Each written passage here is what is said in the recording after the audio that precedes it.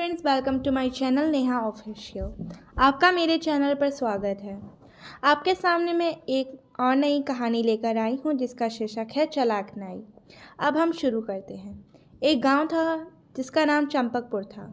वहाँ के लोग बड़े बड़े बाल रखा करते थे क्योंकि वहाँ कोई नाई नहीं था। एक दिन गांव के कुछ लोग एक सुनहरे पेड़ के पास जाकर आपस में मीटिंग कर रहे थे।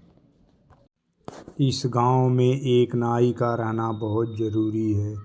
उसके लिए थोड़ी सी ज़मीन और एक घर की तैयारी करते हैं और एक नाई को पकड़ कर लाते हैं ताकि हमारे गांव के हर आदमी आदमखोर जैसे लग रहे हैं उनकी जगह कम से कम इंसान तो लगें।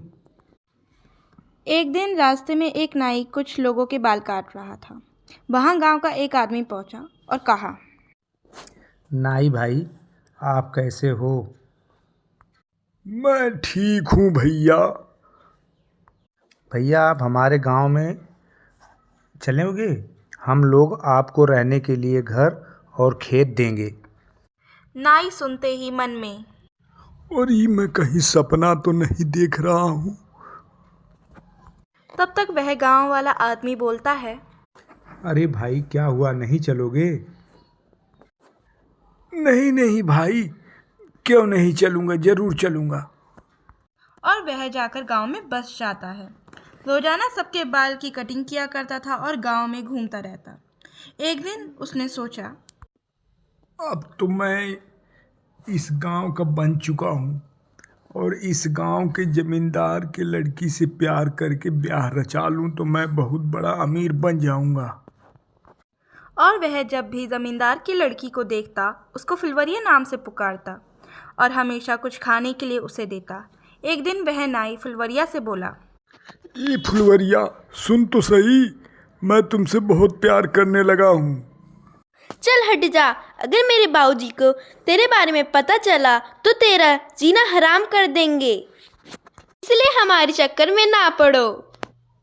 फिर एक दिन नाई एक आदमी का बाल काटते काटते सोचने लगता है, अगर फुलवरिया मेरी नहीं हुई तो किसी की नहीं होगी। फुलवरिया खेत में जा रही थी और तब तक नाई पहुंचकर उसका हाथ पकड़ लेता है। इतने में फुलवरिया चिल्लाई, कमीने, मेरा हाथ छोड़।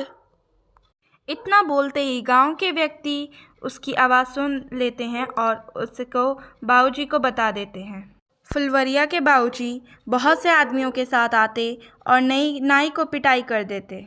फिर नाई से पूछते, आखिर तूने ऐसा क्यों किया, बता मेरे को।